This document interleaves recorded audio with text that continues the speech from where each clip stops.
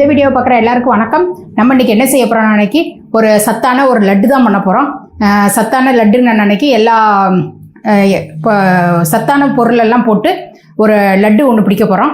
அந்த லட்டு வந்து நல்ல குழந்தைங்களுக்கு வந்து டெய்லி ஒவ்வொரு லட்டு வந்து ஈவினிங் ஸ்நாக்ஸ் மாதிரி கொடுத்துக்கலாம். அது வந்து ஒரு 10 நாள் வரைக்கும் கெட்டு போகாமையும் இருக்கும். அந்த லட்டை வந்து எப்படி செய்யலாங்கிறத வாங்க பார்க்கலாம். இப்போ வந்து நான் பொருள் எல்லாத்தையும் எடுத்து வச்சுருக்கேன். நான் ஃபஸ்ட்டு அளவு சொல்லிடுறேன். இந்த பாருங்கள், பைத்தம்பருப்பு தொலியோடு இருக்கிற முழு பருப்பு 1 டம்ளர். நீங்கள் எந்த டம்ளரோ இல்லை எந்த கிண்ணமோ உங்கள் வீட்டில் எந்த பொருள் இருக்கோ அதாலேயே ஒரே அளவாக எடுத்துக்கோங்க. நான் இது ஒரே டம்ளர் தான். இது வந்து 1 டம்ளர் பைத்தம்பருப்பு, 1 டம்ளர் பொட்டுக்கடலை, 1 டம்ளர் வேர்க்கடலை. இது வந்து 1/2 டம்ளர் கம்பு, அதாவது கம்புன்னு சொல்லுவாங்க, வந்து எங்கள் ஊரில் வந்து புல்லரிசின்னு சொல்லுவாங்க. கம்பு தெரியுது இல்லையா, அந்த இருக்குது கம்பு. இது வந்து கம்பு வந்து ஒரு 1/2 டம்ளர் கிட்ட எடுத்திருக்கேன். கருப்பு எள்ளு வந்து ஒரு 1/2 டம்ளர் எடுத்திருக்கேன். இது வந்து பேரிச்சம்பழம் வந்து 1 டம்ளர் எடுத்திருக்கேன். இப்போ இதே டம்ளரில் வெல்லம் வந்து 1 டம்ளர் எடுத்துக்க போகிறேன். அதோட கொஞ்சமாக நெய் வந்து சேர்த்துக்க போகிறேன். இப்போ வந்து இது எல்லாத்தையும் வறுக்கணும். பேரிச்சம்பழம் மட்டும் வறுக்க தேவையில்லை, அதை மட்டும் எடுத்து வச்சிட்றேன். இப்போ நான் ஒவ்வொரு பொருளாக வறுக்கிறதுக்கு போட்டுறேன். இப்போ வந்து நான் சட்டி வந்து நல்லா சூடாயிட்டு இப்போ வந்து பைத்தம்பருப்பை ஃபஸ்ட்டு வந்து போடுறேன். பைத்தம்பருப்பு நல்லா செவந்து வறுக்கிற வரைக்கும் நல்லா வறுபட்டு வரணும். கலரே மாறி வரும், அந்த அளவுக்கு வறுக்கணும். அந்த அளவுக்கு நல்லா செவந்து வந்துட்டு இதை வந்து ஒரு பிளேட்டில் கொட்டிடுறேன். இப்போ வந்து வேர்க்கடலையை போடுறேன். வேர்க்கடலையும் நல்லா வறுபட்டு வரணும். வேர்க்கடலையும் இந்த அளவுக்கு நல்லா வறுபட்டுறணும். வறுபட்டதுக்கப்புறம் நான் இதை வந்து தனியாக ஒரு பிளேட்டில் கொட்டுறேன். ஏன்னு கேட்டோம்னா இதில் வந்து ஆற வச்சுட்டு இந்த தொலியை எடுக்கணும். அந்த தொலியை எடுக்கலை அப்படின்னு நம்ம நினைக்கிறேன், அந்த லட்டில் வந்து ஒரு தொகுப்பு வரும். அதனால் நான் பைத்தம்பருப்பு இதை வந்து வேர்க்கடலையை தனியாக கொட்டி வச்சுருக்கேன். இப்போ வந்து நான் 1 கப்பு பொட்டுக்கடலை போடுறேன்.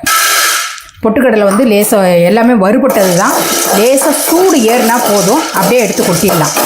பொட்டுக்கடலை வந்து ஏற்கனவே நல்ல வறுத்த கடலை தான், அதனால் நம்ம வந்து லேசாக சூடு பண்ணினா போதும். இப்போ வந்து நான் பாத்திரத்தில் கொட்டிடுறேன். அதே இந்த நம்ம பைத்தம்பருப்பு கொட்டணும் இல்லையா, அதே பிளேட்லேயே கொட்டுறேன். இது வந்து கலர் வந்து மாற வேண்டாம், அப்படியே தான் இருக்கும். அடுத்து வந்து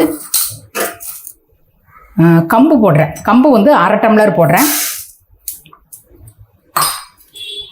இந்த கம்பு வந்து நல்லா பொரியும். இந்த கம்பு வந்து கலர் மாறி வரும் இந்த அளவுக்கு.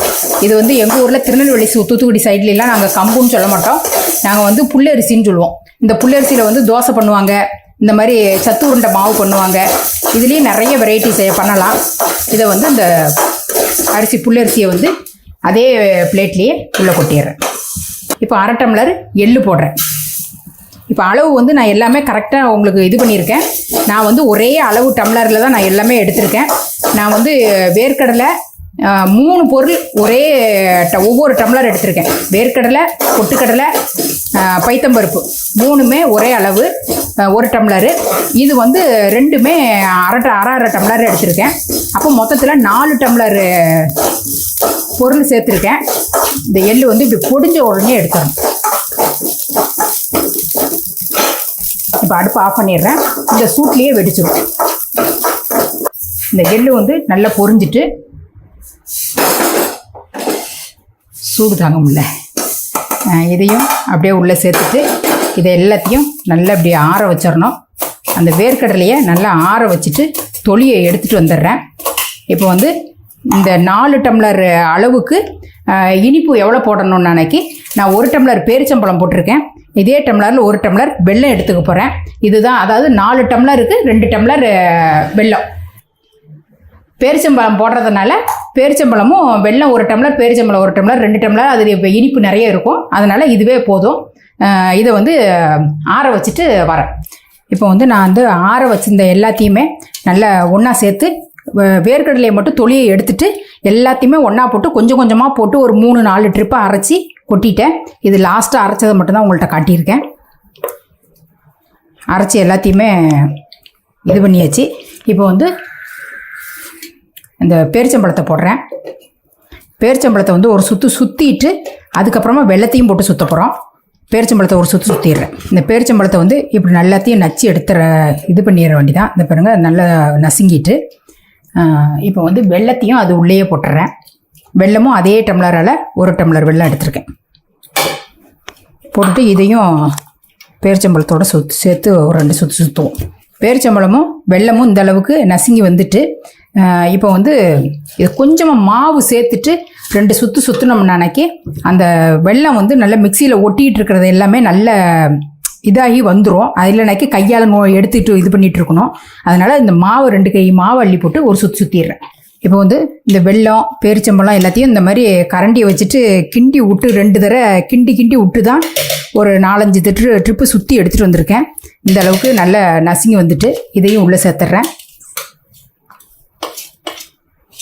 இதை வந்து நல்ல வெல்லம் எல்லாமே இப்போ இது பண்ணி போட்டுட்டேன். இப்போ வந்து ஏலக்காய் பொடி போட்டுறேன். நான் ஏலக்காய் பொடி இருக்கிறதுனால நான் ஏலக்காய் பொடி சேர்த்துக்கலாம் அப்படின்ட்டு விட்டுட்டேன். நீங்கள் ஏலக்காய் பொடி இல்லை அப்படின்னு நம்ம நினைக்கி இந்த பொருளெல்லாம் வறுக்கும் போதே ஒரு 4-5 ஏலக்காயை போட்டுட்டு இதோடையே அரைச்சி எடுத்துக்கோங்க. நான் இப்போ 1 டீஸ்பூன் 1.25 டீஸ்பூன் கிட்ட போடுறேன். ஏலக்காய் பொடி போட்டால் வாசனையாக தான் இருக்கும். அதோட அது மாதிரி சுக்கும் என்கிட்ட சுக்கு பொடி இருக்குது, அதனால் சுக்கு பொடியும் போட்டுடுறேன். சுக்கும் நீங்கள் வேணும்னு நினைக்கி அந்த வறுக்கிற ஜாமானோட போட்டு வறுத்து இந்த இதோட சேர்த்து அரைச்சிக்கோங்க. இதுன்னு ஒரு 1.5 டீஸ்பூன் கிட்ட போடுறேன். போட்டுட்டு இந்த வெல்லம் இது எல்லாமே இந்த உதிரியாக இருக்கிற மாவு எல்லாத்தையும் நல்லா பிசைஞ்சு கலந்து விடணும். நல்லா அகலமான பிளேட்டில் கொட்டினா தான் உங்களுக்கு வந்து நல்லா இப்படி பிசைஞ்சு விடுறதுக்கு வசதியாக இருக்கும். இப்போ ஒரு 5-6 டீஸ்பூன் கிட்ட நெய் விட்டுருக்கேன். இதில் வந்து நெய் நல்லா சூடாயிட்டு இதில் முந்திரி பருப்பு போட்டுறேன். முந்திரி பருப்பு லேசாக செவந்து வரட்டும். திராட்சை வந்து நான் கொஞ்சமாக தான் எடுத்திருக்கேன். எங்கள் வீட்டில் வந்து திராட்சை வந்து லட்டில் போட்டோம்னா அன்னைக்கு பிடிக்காது எங்கள் பையனுக்கு. அதனால் நான் திராட்சை கொஞ்சமாக தான் எடுத்திருக்கேன். அடுப்பை ஸ்லோவாக வச்சுட்டு திராட்சையை போட்டுட்டு இப்போ நான் அடுப்பை ஆஃப் பண்ணிடுறேன். அந்த சூட்லேயே வெந்துடும். இதை வந்து இந்த மாவில் சேர்த்துட்றேன்.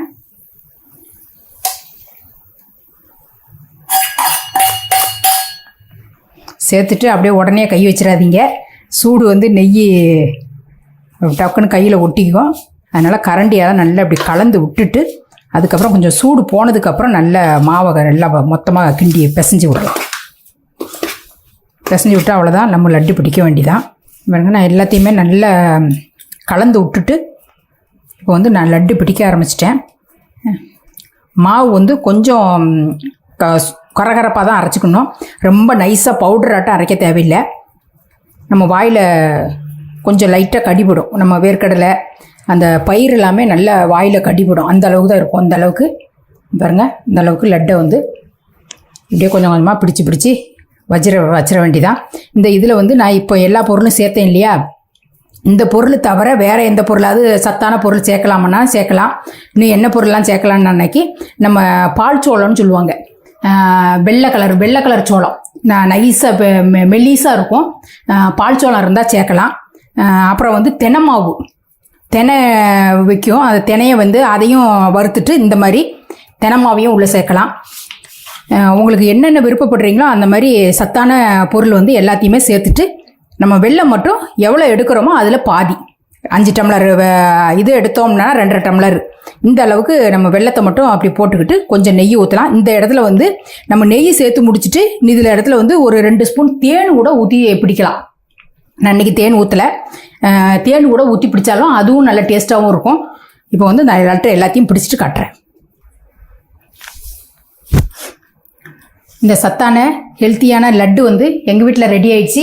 இதே மாதிரி நீங்களும் உங்கள் பசங்களுக்கு செஞ்சு கொடுத்துட்டு எப்படி இருந்ததுங்கிறத கமெண்ட்டில் சொல்லுங்கள். இதே மாதிரி அடுத்த ஒரு சூப்பரான ஒரு வீடியோவில் நான் உங்களை சந்திக்கிறேன். நன்றி, வணக்கம்.